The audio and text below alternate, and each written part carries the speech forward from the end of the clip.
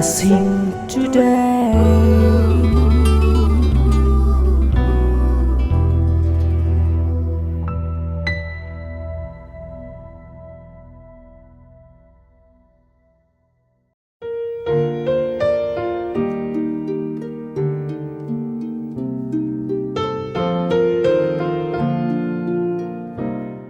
Welcome to blessing today.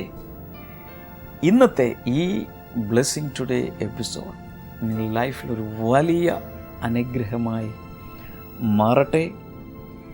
ഈ ദിവസം പലർ ചേർന്ന് സ്പോൺസർ ചെയ്തിരിക്കുന്ന ഒരു എപ്പിസോഡാണ്. ലോകം എമ്പാടുമുള്ളവർ നമുക്ക് ഒരുമിച്ച് ചേർന്ന് ഇന്നത്തെ സ്പോൺസേഴ്സിനായി പ്രാർത്ഥിക്കാം. നമ്മുടെ പ്രാർത്ഥനയിലൂടെ അനേകർ ഒരുമിച്ച് പ്രാർത്ഥിക്കുമ്പോൾ അവരുടെ മേൽ ദൈവികമായ വലിയ അനുഗ്രഹങ്ങൾ വന്ന് നിറയും എന്ന് ഞാൻ വിശ്വസിക്കുന്നു. കർത്താവ്, ഞങ്ങൾ ചേർന്ന ഹൊസൂരിൽ നിന്നുള്ള വെൽവിഷർക്കായി പ്രാർത്ഥിക്കുന്നു. തൻ്റെ റൈറ്റ് കിഡ്നിയിലുള്ള ബ്ലോക്കേജ് യേശുവിൻ്റെ നാമത്തിൽ സൗഖ്യമാകട്ടെ. Thank you Jesus. മുംബൈയിൽ നിന്നുള്ള വസായിൽ നിന്നുള്ള വെൽവിഷർക്കായി പ്രാർത്ഥിക്കുന്ന തൻ്റെ ഭാര്യയ്ക്ക് എല്ലാ രോഗങ്ങളിൽ നിന്നും സൗഖ്യം ഉണ്ടാകട്ടെ. കേരളത്തിൽ അവർക്കൊരു വീട് ലഭിക്കുവാനായി അങ്ങയോട് പ്രാർത്ഥിക്കുന്നു. Thank you Jesus. കാട്ടാക്കടയിൽ നിന്നുള്ള അജയ് കുമാറിനായി പ്രാർത്ഥിക്കുന്നു. കർത്താവ് തൻ്റെ ഭാര്യ സുജയ്ക്കും മകൻ അജിത്തിനുമായി പ്രാർത്ഥിക്കുന്നു. ആരോഗ്യം ഇരുവർക്ക് നൽകണമേ. എല്ലാ രോഗങ്ങളിൽ നിന്നുള്ള വലിയൊരു സൗഖ്യം ഉണ്ടാകട്ടെ, യേശുവിൻ്റെ നാമത്തിൽ ഉണ്ടാകട്ടെ. ജബൽപൂരിൽ നിന്നുള്ള വെൽവിഷർക്കായി ഞങ്ങൾ ഈ സമയത്ത് പ്രാർത്ഥിക്കുന്നു. തൻ്റെ മകൾക്ക് കർത്താവെ കൂടുതൽ നല്ല ഒരു ജോലി അങ്ങ് നൽകണമേ. Thank you Lord. എല്ലാ രോഗങ്ങളും ആ മകളെ വിട്ട് മാറേണ്ടതിനായി ഞങ്ങൾ പ്രാർത്ഥിക്കുന്നു. Thank you Jesus. തൃശ്ശൂരിൽ നിന്നുള്ള ഡാഫ്നി ജോർജിന് വേണ്ടി പ്രാർത്ഥിക്കുന്നു. 4 മക്കൾക്കുമായി പ്രാർത്ഥിക്കുന്നു. കർത്താവെ, ആ ഓരോ കുടുംബങ്ങളെയും അങ്ങ് അനുഗ്രഹിക്കണമേ. നല്ല ഫ്യൂച്ചർ കർത്താവ് കൊടുക്കണമേ എന്നങ്ങയോട് പ്രാർത്ഥിക്കുന്നു. മേരി ജോസഫിന് വേണ്ടി പ്രാർത്ഥിക്കുന്നു. തൻ്റെ മരുമകന് വേണ്ടി പ്രാർത്ഥിക്കുന്നു. കർത്താവ് നല്ലൊരു ജോലി നൽകണമേ. സകല അനുഗ്രഹങ്ങളാൽ അങ്ങ് നിറയ്ക്കണമേ എന്ന് പ്രാർത്ഥിക്കുന്നു. Thank you. ഞങ്ങളുടെ പ്രാർത്ഥന കേട്ടതിനാൽ നന്ദി പറയുന്നു. യേശുവിൻ്റെ നാമത്തിൽ തന്നെ ആമേൻ. Thank you sponsors for sponsoring today's episode.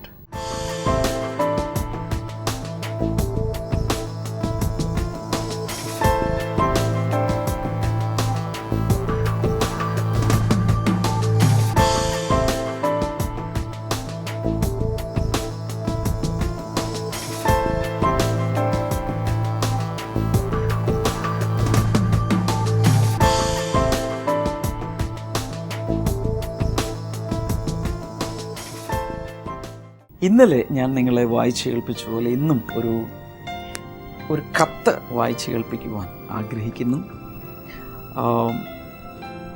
ഇതിൽ എഴുതിയിരിക്കുന്നത് ഇങ്ങനെയാണ്: brother Damien and sister Shama, അതുപോലെ സ്നേഹം നിറഞ്ഞ എല്ലാ ശുശ്രൂഷകരും വായിച്ചറിയുവാൻ അവിടെ നിന്നും അയച്ച പ്രേയർ ഡയറി ഇംഗ്ലീഷും മലയാളവും ആശിഷുമാരിയും ലഭിച്ചു. അയച്ചതിന് വളരെ നന്ദി. ആശിഷുമാരി വായിച്ചു. ഒറിജിനൽ ആയിരിക്കും. ജീവനോടുകൂടിയ കഥാപാത്രങ്ങളായിട്ട് താര, രാജൻ സർ, ഭാര്യ സ്നേഹാൻറ്റി, ലൈസ, ചകിരിയിൽ ലീലാമ്മ സ്പെഷ്യൽ അപ്പിയറൻസായി ബെൻസ്ലി, കെവിൻ എല്ലാവരും കൂടിയപ്പോൾ ബൈബിൾ സന്ദേശവും ഡൗട്ടുള്ള അതിൻ്റെ രീതിയിൽ കൂട്ടി ചേർക്കേണ്ടിടത്ത് ശരിയാം വിധം മാനുഷികമായ ഡൗട്ടുകളും ശരിയായ വിധം ചേർന്നു. ഇത്ര മനോഹരമായി അവതരിപ്പിച്ച മിസ്റ്റർ MJ സന്തോഷ് സാറിനും കുടുംബത്തിനും എൻ്റെ സ്നേഹാന്വേഷണങ്ങൾ. ഞങ്ങളും ബ്രദർ ഡാമിനും സിസ്റ്റർ ഷമയ്ക്കും വേണ്ടി പ്രാർത്ഥിക്കുന്നുണ്ട്. ഇങ്ങനെയുള്ള പ്രോഗ്രാം നടത്തുന്നുള്ള ശക്തിയും കൃപയും ദൈവാനുഗ്രഹങ്ങളും കൂടുതൽ കിട്ടുന്നതിന് വേണ്ടി പ്രാർത്ഥിക്കുന്നുണ്ട്. ഈ വചന ശുശ്രൂഷയിൽ കൂടി എന്തുമാത്രം അനുഗ്രഹങ്ങളാണ് ജീസസ് ജനങ്ങൾക്ക് കൊടുക്കുന്നത്. അതുപോലെ പ്രേയർ ഡയറി വളരെ സിസ്റ്റമാറ്റിക്കാണ്. ഓരോ ആവശ്യ സമയത്തും പ്രാർത്ഥിക്കേണ്ടവ കൊടുത്തിരിക്കും. അതിൽ കൂടെ മനുഷ്യർക്ക് അനുഗ്രഹങ്ങൾ കിട്ടുന്നു. വേറെയും പല കാര്യങ്ങൾ എഴുതിയിട്ടുണ്ട്. X Subedar Joseph VC, defence colony from Udaipur. നിങ്ങൾക്കും നമ്മുടെ പുസ്തകങ്ങൾ വായിച്ച് അല്ലെങ്കിൽ നമ്മുടെ പ്രോഗ്രാം കാണുമ്പോൾ ലഭിക്കുന്ന അനുഗ്രഹങ്ങൾ എന്താണ് എന്നുള്ളത് അറിയുവാൻ ഞങ്ങൾക്കൊരു ആഗ്രഹമുണ്ട്. ഫോണിൽ വിളിച്ച് പറയാം, ലെറ്റർ എഴുതാം, ഇമെയിൽ അയക്കാം. അതിലൂടെയെല്ലാം നല്ല ഒരു എൻകറേജ്മെൻറ്റ് ഞങ്ങൾക്ക് ലഭിക്കുകയും കൂടുതൽ ഉത്സാഹത്തോടെ കർത്താവിൻ്റെ വേല ചെയ്യാനിടയാകുകയും ചെയ്യും. അദ്ദേഹം പറഞ്ഞ ഇതിലെഴുതിയിരിക്കുന്ന, അദ്ദേഹം എടുത്തു പറഞ്ഞിരിക്കുന്ന പുസ്തകം ആശിഷമാരി ഒത്തിരി പേരുടെ കൈകളിൽ ഇത് ലഭിച്ചിട്ടുണ്ടെന്ന് എനിക്കറിയാം. മൈ പ്രേയർ ഡയറി പ്രാർത്ഥനയിലും ജീവിതത്തിൽ വിപ്ലവകരമായ രീതിയിൽ പ്രാർത്ഥനകൾക്ക് മറുപടി ലഭിക്കുന്നതിലും ജനങ്ങളെ സഹായിച്ചുകൊണ്ടിരിക്കുമ്പോൾ ആശിഷമാരി കൂടുതൽ വചനമാഴത്തിൽ പഠിക്കാനും സംശയങ്ങൾ ദൂരീകരിക്കാനും അതിലുപരി മനസ്സിൽ, ആത്മാവിൽ, ഓർമ്മകളിൽ, ഹൃദയത്തിൽ ഒരു വലിയ സൗഖ്യം ഉണ്ടാകാനും ജനങ്ങളെ അനുഗ്രഹിക്കുന്നൊരു പുസ്തകമാണ്. അനേക രാത്രിയും പകലും അതിൻ്റെ പിന്നിൽ പലരും അധ്വാനിച്ചിട്ടുണ്ട്. അനേക മണിക്കൂറുകൾ ഞാൻ ഇതിൻ്റെ പിന്നിൽ ചെലവഴിച്ചിട്ടുണ്ട്, പ്രാർത്ഥനയോടുകൂടും കണ്ണുനീരോടുകൂടി. എനിക്കറിയാം this will really bless people. ഞാൻ ഇന്നും ഓർക്കുന്ന ഒരു ചെറുപ്പക്കാരൻ വളരെ നിരാശനായി ബ്ലെസ്സിങ് സെൻറ്ററിൽ വന്നു. ജീവിതത്തിൽ ഒരു തരത്തിലും ഒന്നും എത്താതെ ഇങ്ങനെ നിൽക്കുന്ന സമയത്ത് കൊച്ചിയിലെ ബ്ലെസ്സിങ് സെൻറ്ററിൽ വന്ന് നമ്മുടെ ബുക്ക് സ്റ്റോറിൽ നിന്നും ഈ പുസ്തകം ആശിഷമാരി മേടിച്ചുകൊണ്ടുപോയി. എനിക്കൊന്നൊരു 2-3 മാസത്തിനകം അദ്ദേഹം തിരിച്ചു വന്നപ്പോൾ അദ്ദേഹം പറഞ്ഞ ഒരു കാര്യം ഇതാണ്. അദ്ദേഹം ഗൾഫിൽ ചെന്നു. ഗൾഫിൽ വെച്ച് തനിക്ക് എത്ര തേടിയിട്ടും ജോലി ലഭിച്ചില്ല. അങ്ങനൊരു മുറിയിൽ നിരാശനായി താനും തൻ്റെ സുഹൃത്തും ഇരിക്കുമ്പോൾ, ഒരു വാതിലുകളും തുറക്കാതിരിക്കുമ്പോൾ ഈ പുസ്തകം താനെടുത്ത് വായിക്കാൻ തുടങ്ങി. ഇതിലുള്ള ഓരോ പേജുകളിൽ നിന്ന് ലഭിക്കുന്ന ആശ്വാസം തന്നെ പിടിച്ചു നിർത്തി. സംഭവിച്ചത് ഇതാണ്. ആ വീസ തീരുന്നതിൻ്റെ തൊട്ട് മുൻപ് ഡ്യൂ എന്ന് പറയുന്ന ആ ടെലികമ്മ്യൂണിക്കേഷൻ കമ്പനിയിൽ തനിക്ക് ഇൻ്റർവ്യൂ നടന്നു. അതിൽ തനിക്ക് സെലക്ഷൻ ലഭിച്ചു. താൻ വേഗത്തിൽ നാട്ടിൽ വന്ന് ഈ കാര്യം ഞങ്ങളോട് പറഞ്ഞ ശേഷം ആ വീസ റെഡിയായി താൻ തിരിച്ചുപോയി. That really touched us. ഒരു യുവാവിൻ്റെ ഫ്യൂച്ചറിനെ തൊട്ടു. ഇതുപോലെ നിങ്ങളുടെ ലൈഫിൽ എവിടെയാണ് അതിലടങ്ങിയിരിക്കുന്ന വചനങ്ങൾ, അത് പ്രത്യേകിച്ച് കഥാരൂപത്തിൽ എഴുതിയിരിക്കുന്നുണ്ട്, എവിടെയൊക്കെയാണ് സ്പർശിക്കുന്നതെന്ന് നമുക്ക് അറിഞ്ഞുകൂടാ. ഇതുവരെ ഈ പുസ്തകം ലഭിച്ചിട്ടില്ലാത്തവർക്ക് ഫോണിൽ വിളിക്കാം, അല്ലെങ്കിൽ നമ്മുടെ ബ്ലെസ്സിങ് ഫെസ്റ്റിവലുകളിൽ വെച്ചോ അല്ലെങ്കിൽ ബ്ലെസ്സിങ് സെൻറ്ററുകളിൽ വെച്ചോ നിങ്ങൾക്ക് നേരിട്ട് ഇത് കരസ്ഥമാക്കാൻ കർത്താവ് ധാരാളമായി നിങ്ങളെ അനുഗ്രഹിക്കട്ടെ.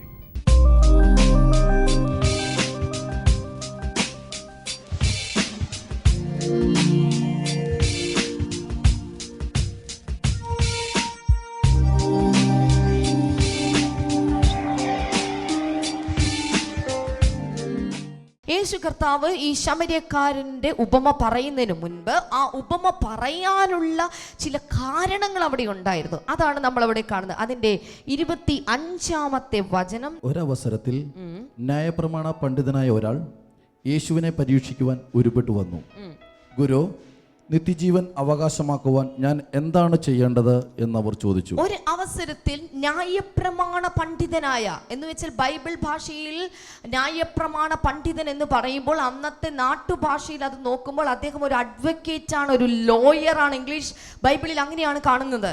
ഒരു അഡ്വക്കേറ്റ് ആയിട്ടുള്ള നിയമങ്ങൾ, പ്രമാണങ്ങൾ, ചട്ടങ്ങളെക്കുറിച്ച് നല്ല വിവരമുള്ള, തിട്ടമുള്ള ഒരു മനുഷ്യൻ യേശുവിനെ പരീക്ഷിക്കാൻ വേണ്ടിയിട്ട് വന്നിട്ട് ഒരു ചോദ്യം ചോദിക്കുകയാണ്. ഗുരു, നിത്യജീവൻ അവകാശമാക്കുവാൻ ഞാൻ എന്താണ് ചെയ്യേണ്ടത്? നോക്കുക, ലോകത്തിൽ മനുഷ്യന്റെ എക്കാലത്തും മനുഷ്യന്റെ ചോദ്യം ഇതാണ്. മനുഷ്യന്റെ ഉള്ളിൽ കിടക്കുന്ന ചോദ്യം ഇതാണ്: നിത്യജീവൻ അവകാശമാക്കാൻ ഞാൻ എന്താണ് ചെയ്യേണ്ടത്? ഹല്ലേലൂയ.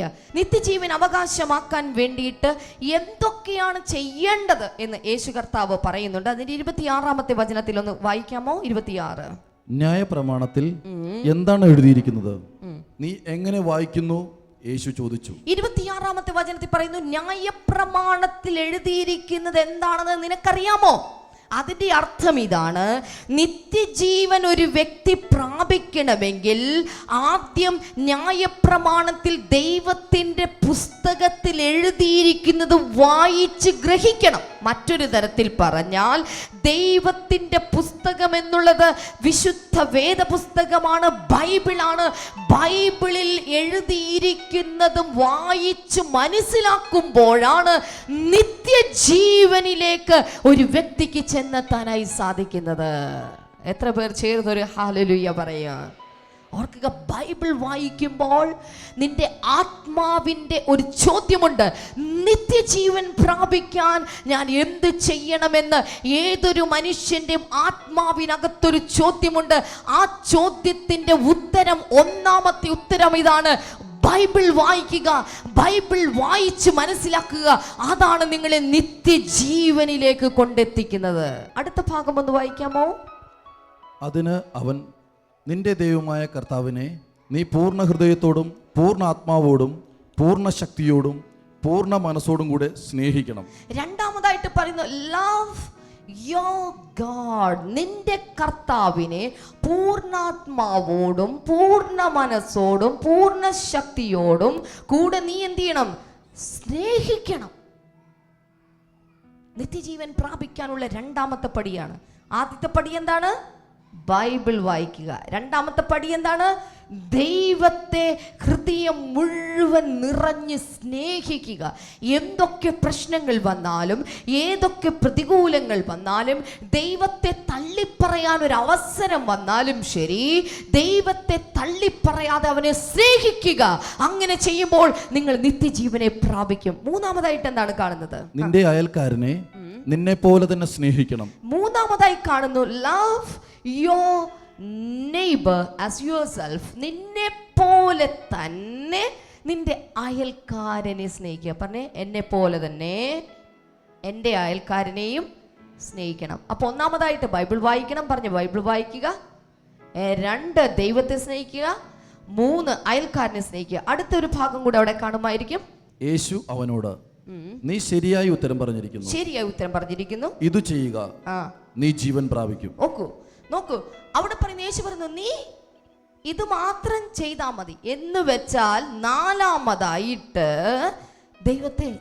ദൈവത്തിന്റെ വചനത്തെ അനുസരിച്ചാൽ മതി. ഹല്ലേലൂയ.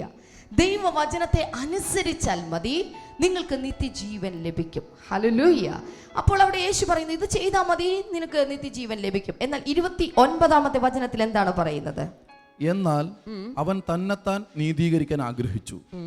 അതുകൊണ്ട് യേശുവിനോട്, എൻ്റെ അയൽക്കാരൻ ആര് എന്ന് ചോദിച്ചു. എന്നാൽ ഇവിടെ നോക്കൂ, ഈ മനുഷ്യന് എന്നിട്ട് സമാധാനം ഇല്ല. ഇയാൾ വന്നിട്ട് ചോദിച്ചു, നിത്യജീവൻ പ്രാപിക്കാൻ വേണ്ടിയിട്ട് ഞാൻ എന്താണ് ചെയ്യേണ്ടത്? ഉടനെ യേശു കർത്താവ് പറഞ്ഞു, ന്യായപ്രമാണത്തിൽ എഴുതിയിരിക്കുന്ന എന്താണെന്ന് നീ അറിയുന്നില്ലേ എന്ന് ചോദിച്ച ഉടൻ തന്നെ ഈ മനുഷ്യൻ വേഗം തന്നെ പറയുകയാണ്, നിന്റെ ദൈവമായ കർത്താവിനെ പൂർണ്ണ ഹൃദയത്തോടും പൂർണ്ണാത്മാവോടും പൂർണ്ണ ശക്തിയോടും പൂർണ്ണ മനസ്സോടും കൂടെ സ്നേഹിക്കണം, നിന്നെ പോലെ തന്നെ നിന്റെ അയൽക്കാരനെ സ്നേഹിക്കണം. ഈ ഭാഗം സത്യത്തിൽ പഴയ നിയമത്തിലുള്ളതല്ല. ഇത് യേശു കർത്താവ് ക്രോഡീകരിച്ചുകൊണ്ട് മർക്കോസിന്റെ സുവിശേഷത്തിലേക്ക് നോക്കിയാൽ എഴുതി വെക്കുക. മർക്കോസിന്റെ സുവിശേഷം 12-ാം അധ്യായം അതിൻ്റെ 28 മുതൽ 33 വരെയുള്ള വേദഭാഗങ്ങളിൽ യേശു കർത്താവ് തന്നോട് തർക്കിക്കുന്ന, സംശയം ചോദിക്കുന്ന ചിലരോടൊക്കെ ഉത്തരം പറഞ്ഞു കൊടുക്കുമ്പോൾ നമ്മൾ എന്താണ് ഈ കൽപ്പനകളൊക്കെ നമുക്ക് എങ്ങനെ അനുസരിക്കാൻ സാധിക്കും എന്നുള്ളത് ഒരു പരീക്ഷ മനോഭാവത്തിൽ ഒരാൾ ചോദിക്കുമ്പോൾ യേശു പറഞ്ഞ മറുപടിയാണ് സത്യത്തിൽ ദൈവത്തെ എന്ത് ചെയ്യണം? പൂർണ്ണ ഹൃദയത്തോടും പൂർണ്ണ ആത്മാവോടും പൂർണ്ണ ശക്തിയോടും പൂർണ്ണ മനസ്സോടും സ്നേഹിക്കണം എന്നുള്ളത്. ഇവിടെ ഈ ലൂക്കോസിന്റെ സുവിശേഷത്തിലേക്ക് വരുമ്പോൾ യേശു അല്ല അത് പറയുന്നത്, ഇത് വേറൊരു വ്യക്തിയാണ് പറയുന്നത്. അപ്പൊ അതിന്റെ അർത്ഥം മർക്കോസിന്റെ സുവിശേഷത്തിൽ 12-ാം അധ്യായത്തിൽ യേശു ഇതേ ഉത്തരം പറഞ്ഞത് കേട്ട് നിന്ന ഒരു വ്യക്തി ആയിരിക്കും ഇപ്പോൾ വീണ്ടും യേശുവിനോട് ഈ ചോദ്യം ചോദിക്കുന്നത്. അതിൻ്റെ അർത്ഥം ഒരിക്കൽ ഇതിൻ്റെ അർത്ഥം മനസ്സിലായ വ്യക്തിയാണ്, എന്നിട്ടും അത് വീണ്ടും യേശുവിനൊന്ന് കൊടുക്കുവാൻ വേണ്ടിയിട്ട്, യേശുവിനെ ഒന്ന് പരീക്ഷിക്കുവാൻ വേണ്ടിയിട്ടാണ് ഇദ്ദേഹം വീണ്ടും ഈ ചോദ്യം ഉന്നയിച്ചിരിക്കുന്നത്. അതുകൊണ്ട് ഇയാൾ എന്ത് ചെയ്യുക, യേശുവിനൊന്ന് കൊടുക്കണം. അപ്പോൾ ആദ്യം ഇതിൻ്റെ ഉത്തരവൊക്കെ കിട്ടി, എന്നിട്ടും പുള്ളിക്ക് സമാധാനമായില്ല. നമ്മുടെ നാടൻ ഭാഷയിൽ പറഞ്ഞാൽ പുള്ളിക്ക് സമാധാനമായില്ല, തൃപ്തിയായില്ല. അതുകൊണ്ട് അദ്ദേഹം വീണ്ടും ചോദിക്കുകയാണ്, പക്ഷേ ഈ അയൽക്കാരൻ എന്ന് പറയുന്നത് എൻ്റെ അയൽക്കാരൻ ആരാണ്? ഇനിയാണ് യേശു ആ ഉപമ പറയുന്നത്. 30-ാമത്തെ വചനം തുടങ്ങി ഒന്ന് വായിക്കാമോ? യേശു ഇങ്ങനെ മറുപടി പറഞ്ഞു, ഒരു മനുഷ്യൻ യെരൂശലേമിൽ നിന്ന് എരിഹോവിലേക്ക് യാത്ര ചെയ്യുകയായിരുന്നു. അവൻ കൊള്ളക്കാരുടെ കയ്യിൽ അകപ്പെട്ടു. അവർ അവൻ്റെ വസ്ത്രങ്ങൾ ഉരിഞ്ഞു മാറ്റി അവനെ അർത്ഥപ്രാണനായി വിട്ടിട്ട് പോയി കളഞ്ഞു. അതേ വഴിയിലൂടെ ഒരു പുരോഹിതൻ വരുവാനിടയായി. മതി. അപ്പോൾ യേശു കർത്താവ് ഇതിന് മറുപടി പറഞ്ഞു, നിന്റെ അയൽക്കാരൻ ആരാണ്, അല്ലെങ്കിൽ എൻ്റെ അയൽക്കാരൻ ആരാണ് എന്നുള്ളത് ഈ ന്യായപ്രമാണ ശാസ്ത്രി ചോദിക്കുന്ന സമയത്ത് യേശുവിന് വേണമെങ്കിൽ പറയാമായിരുന്നു, മോനെ എന്നെപ്പോലെ പ്രവർത്തിക്കുന്ന ആളാണ് നല്ല അയൽക്കാരൻ എന്ന് പറയാമായിരുന്നു. പക്ഷേ യേശു അങ്ങനെ പറഞ്ഞില്ല. പകരം യേശു ഒരു നല്ല കഥ തന്നോട് പറഞ്ഞു കൊടുക്കുകയാണ്, അല്ലെങ്കിൽ ഒരു നല്ല ഉപമ, ബൈബിൾ ഭാഷയിൽ പറഞ്ഞാൽ ഒരു നല്ല ഉപമ പറയുകയാണ്. എന്താണ് ഉപമ? ഒരു മനുഷ്യൻ, ഇത് സംഭവിച്ച കാര്യമല്ല, തൻ്റെ യേശു കർത്താവ് പറയുന്ന ഒരു കഥയാണ്, ഒരു അല്ലെങ്കിൽ എന്താ പറയുക, ഒരു സാൻമാർഗിക പാഠമുള്ള ഒരു കഥ എന്ന് വേണമെങ്കിൽ പറയാം. ഒരു മനുഷ്യൻ യെരൂശലേമിൽ നിന്ന് എരിഹോവിലേക്ക് യാത്ര ചെയ്യുകയായിരുന്നു. ആ സമയത്ത് അവിടെയുള്ള ചില കാര്യങ്ങളാണ് പറയുന്നത്. ഈ യെരൂശലേമിൽ നിന്ന് എരിഹോവിലേക്ക് പോകുന്ന ഈ വഴിയാത്ര എന്നുള്ളത് വളരെ ബുദ്ധിമുട്ടുള്ള ഒരു വഴിയാത്രയാണ്. സാധാരണ ധാരാളം അവിടെ എഴുതിയിട്ടുണ്ട്, അവൻ കൊള്ളക്കാരുടെ കൈകളിൽ അകപ്പെട്ടു. അതിൻ്റെ അർത്ഥം ഇതാണ്, ആ വഴിയിൽ ധാരാളം കൊള്ളക്കാർ ഉള്ള വഴിയാണ്, അപകടങ്ങൾ ധാരാളമായിട്ടുള്ളതാണ്. ആ വഴിയിലൂടെ സാധാരണ ആരും ഒറ്റയ്ക്ക് യാത്ര ചെയ്യാറില്ല. ആർക്കെങ്കിലും അതുവഴിയൂടെ പോകണമെങ്കിൽ അവർ സാധാരണ ചെയ്യുന്നത് സംഘമായിട്ട് മാത്രമേ യാത്ര ചെയ്യാറുള്ളൂ. യെരൂശലേമും അതുപോലെ ഞാൻ ഇനി പറഞ്ഞ എരിഹോവും തമ്മിൽ 21 മൈലോളം ദൂരമുണ്ടെന്നാണ് കണക്കൂട്ടുന്നത്. ഈ സ്ഥലത്തിന് സാധാരണ പറയുന്ന പേര് ദ വേ ഓഫ് ബ്ലഡ്, അല്ലെങ്കിൽ രക്തത്തിൻ്റെ വഴി, അല്ലെങ്കിൽ ദ വേ ഓഫ് ഡെത്ത്, മരണത്തിൻ്റെ വഴി. ഈ മനുഷ്യൻ യാത്ര ചെയ്യുന്ന വഴിയുടെ പേരെന്താണ്? മരണത്തിൻ്റെ വഴി. അടുത്തിരിക്കുന്ന ആളോടൊന്ന് പറഞ്ഞേ, മരണത്തിൻ്റെ വഴി. സാധാരണ എല്ലാവരും പോകുവാൻ വേണ്ടി ഭയപ്പെടുന്ന ഒരു വഴിയാണ് ഈ മരണത്തിൻ്റെ വഴി എന്നുള്ളത്. ഒറ്റയ്ക്കാരും പോകില്ല. വളരെ റിസ്ക് ആയിട്ടുള്ള ഒരു സ്ഥലമാണ്, വളരെ അപകടങ്ങൾ തരണം ചെയ്യേണ്ടതായിട്ടുള്ള ഒരു സ്ഥലമാണ്. ഹല്ലേലൂയ.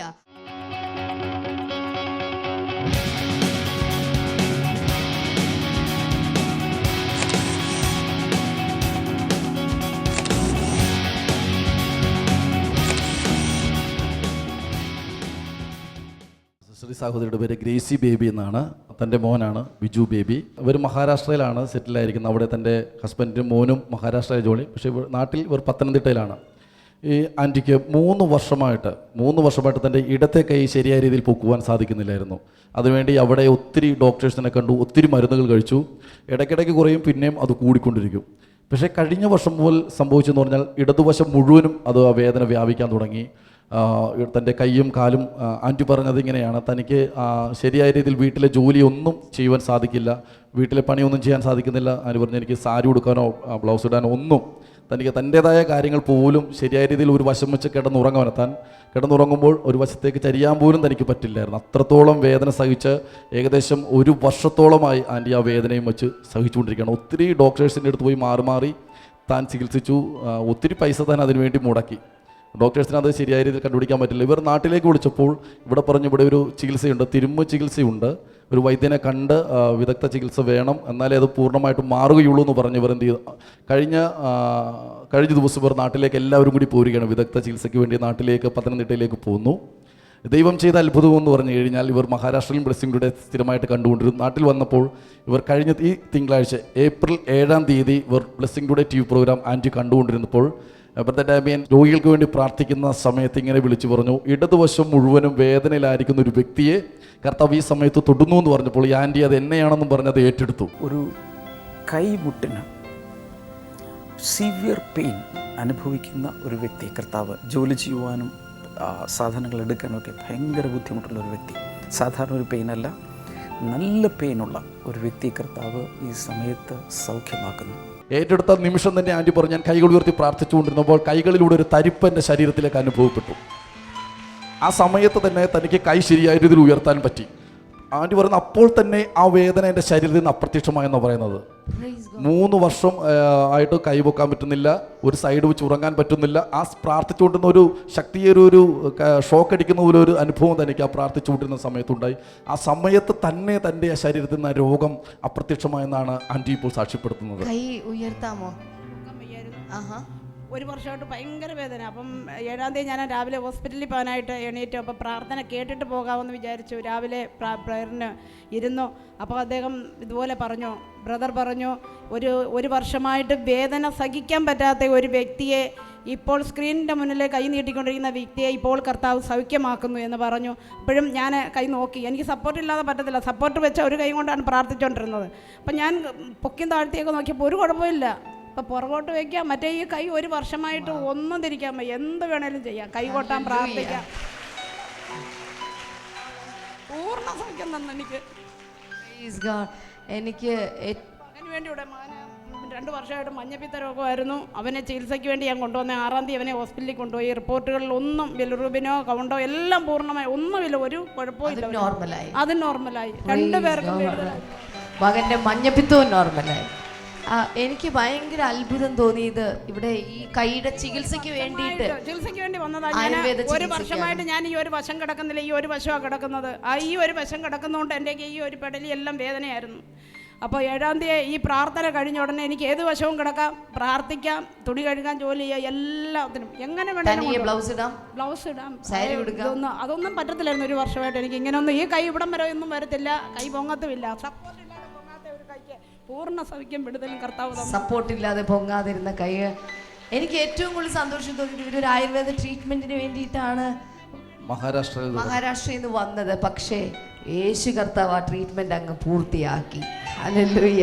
യേശുവിന് ഒരു നിമിഷം മതി. കൈകളടിച്ച് കർത്താവിനെ ഒന്ന് സ്തുതിക്കാമോ? കർത്താവിന്റെ നാമം ഒന്ന് ഉയരട്ടെ. ഹല്ലേലൂയ. കർത്താവേ, നിന്റെ നാമത്തിൽ അങ്ങ് കൊടുത്ത ഈ സൗഖ്യത്തിനായി നന്ദി. യേശുവേ, അങ്ങയുടെ നാമം ഇവരിലൂടെ ഉയരട്ടെ. കർത്താവേ, ഈ മകനും അങ്ങ് കൊടുത്ത സൗഖ്യത്തിനായി നന്ദി. യേശു കൊടുക്കുന്ന ഒരു നല്ല ഭാവി ഇവനുണ്ടാകട്ടെ എന്ന് പ്രാർത്ഥിക്കുന്നു, യേശുവിൻ്റെ നാമത്തിൽ തന്നെ. ആമേൻ.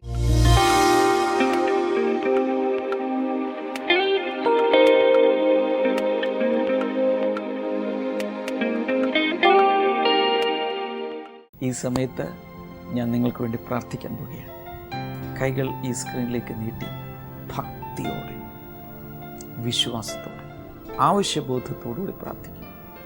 ഞാൻ കണ്ണടച്ചില്ല, അതിനു മുമ്പ് തന്നെ വ്യക്തമായി പരിശുദ്ധാത്മാവിൽ എനിക്ക് കാണാം, സ്കിൻ അലർജി മൂലം, ഒരു സാധാരണ അലർജിയല്ല, ശരീരത്തിൽ മുഴുവനും ഭയങ്കരമായി സ്കിൻ അലർജി വന്ന് അതോടൊപ്പം മാനസികമായി ഭയങ്കരമായ നിരാശയിലായിരിക്കുന്നു. ഒന്നല്ല, പല വ്യക്തികളെ കർത്താവ് ഈ സമയത്ത് സൗഖ്യമാക്കുന്നു. In the mighty name of Jesus ആ രോഗസൗഖ്യങ്ങൾ ഇപ്പോൾ നടക്കട്ടെ. ഇൻ ജീസസ് നെയിം പരിപൂർണമായി അലർജികളും സ്കിൻ ഡിസീസുകളും സൗഖ്യമാകട്ടെ. അലർജി എന്ന് പറയുമ്പോൾ ഏത് രീതിയിലുള്ള അലർജി ആയാലും കർത്താവ് യേശുവിൻ്റെ നാമത്തിൽ ഇപ്പോൾ സൗഖ്യമാകട്ടെ. Thank you father. അതുപോലെ ഷുഗർ പ്രോബ്ലം കർത്താവ് യേശുവിൻ്റെ നാമത്തിൽ സൗഖ്യമാകട്ടെ. ഡയബറ്റീസ് യേശുവിൻ്റെ നാമത്തിൽ ഇപ്പോൾ അതിനെ ഞാൻ ക്യാൻസൽ ചെയ്തുകൊണ്ട് പ്രാർത്ഥിക്കുന്നു. Thank you father. Blood pressure യേശുവിൻ്റെ നാമത്തിൽ നോർമലാകട്ടെ. കുഞ്ഞുങ്ങളില്ലാത്തവർക്കായി പ്രാർത്ഥിച്ച് അനുഗ്രഹിക്കുന്നു. Thank you father. ഒരു ഫാലോപ്പിയൻ ട്യൂബുകളിൽ 1 മുറിച്ച് കളയേണ്ടി വന്നു, ഇനി കുഞ്ഞുങ്ങളുണ്ടാകാൻ സാധ്യതയുണ്ടോ എന്നൊക്കെ വല്ലാതെ ഭയപ്പെട്ടിരിക്കുന്ന ഒരു സഹോദരിയെ കർത്താവ് കാണുന്നു. യേശുവിൻ്റെ നാമത്തിൽ കർത്താവെ ആ ഭയങ്ങൾ മാറട്ടെ. മാത്രമല്ല, അത്ഭുതകരമായ കർത്താവ് കുഞ്ഞുങ്ങളെ കൊടുത്ത് അനുഗ്രഹിക്കണമേ. Thank you Jesus. കാൽമുട്ടുകളിൽ 2 കാൽമുട്ടിലും ഭയങ്കരമായ പ്രയാസം അനുഭവിക്കുന്ന ഒരു വ്യക്തിയെ കർത്താവ് സൗഖ്യമാക്കുന്നു. പക്ഷേ നീ റീപ്ലേസ്മെൻറ്റ് സർജറി പറഞ്ഞു കാണും, അതല്ലെങ്കിൽ ഭയങ്കരമായ വേദന അനുഭവിക്കുന്ന, നീരോ പ്രയാസമോ അകത്ത് എന്തൊക്കെയോ ശബ്ദമൊക്കെ കേൾക്കുന്ന വ്യക്തികൾ യേശുവിൻ്റെ നാമത്തിൽ ഇപ്പോൾ സൗഖ്യമാകട്ടെ. Thank you Jesus. Varicose vein സൗഖ്യമാകട്ടെ. പ്രോസ്ട്രേറ്റ് ഗ്ലാൻഡ് സൗഖ്യമാകട്ടെ. Thank you father. കാതുകൾ യേശുവിൻ്റെ നാമത്തിൽ സൗഖ്യമാകട്ടെ. ഇയർ ഇംബാലൻസ് സൗഖ്യമാകട്ടെ. ഹാർട്ടിൻ്റെ രോഗങ്ങൾ, കിഡ്നികൾ യേശുവിൻ്റെ നാമത്തിൽ സൗഖ്യമാകട്ടെ. നിങ്ങളുടെ രോഗം എന്താണെങ്കിലും ഞാൻ എടുത്തു പറഞ്ഞില്ല, ഈ കൂട്ടത്തിൽ ഇല്ലെങ്കിൽ പോലും വിശ്വസിക്കുക, യേശുവിൻ്റെ നാമത്തിൽ ആ വിടുതലുകൾ ഇപ്പോൾ സംഭവിക്കട്ടെ. Thank you Lord. ഞങ്ങളുടെ പ്രാർത്ഥന കേട്ടതിനാൽ നന്ദി യേശുവേ. യേശുവിൻ്റെ നാമത്തിൽ തന്നെ ആമേൻ. ഈ ആഴ്ചയിൽ നമ്മുടെ ബ്ലെസ്സിങ് ഫെസ്റ്റിവൽ 2 നടക്കുന്നുണ്ട്. വെള്ളിയാഴ്ച റാന്നിയിൽ, ശനിയാഴ്ച അമരവിളയിൽ, തിരുവനന്തപുരം ജില്ലയിൽ. ഈ 2ലേക്കും സ്വാഗതം. നേരിൽ കാണുവാനും പ്രാർത്ഥിക്കുവാനും ഒക്കെ കർത്താവ് അതിലൂടെ അവസരം നൽകും. കർത്താവ് ധാരാളമായി അനുഗ്രഹിക്കട്ടെ. ബ്ലെസ്സിങ് ടുഡേയെക്കുറിച്ച് ഇതുവരെ കേട്ടിട്ടില്ലാത്ത ഒരാളോടെങ്കിലും ഇന്ന് പറയണം. നാളെ ഈ സമയത്ത് ഇത് വാച്ച് ചെയ്യാൻ പറയണം. ധാരാളമായി കർത്താവ് അനുഗ്രഹിക്കട്ടെ. നമുക്ക് നാളെ വീണ്ടും കാണാം. God bless you. ബൈ.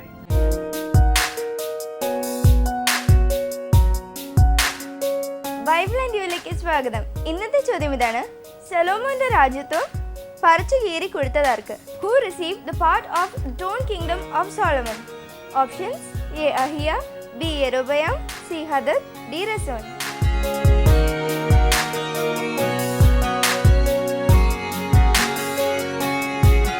നിങ്ങളുടെ ഉത്തരങ്ങൾ 9645221221 എന്ന നമ്പറിലേക്ക് SMS ചെയ്യുക. ചെയ്യേണ്ട format BT space ABC or D space നിങ്ങളുടെ പേരും പൂർണ്ണ മേൽവിലാസവും. ശരി ഉത്തരം അയക്കുന്നവർക്ക് സമ്മാനങ്ങൾ നൽകുന്നത് OM ബുക്സ് ആണ്.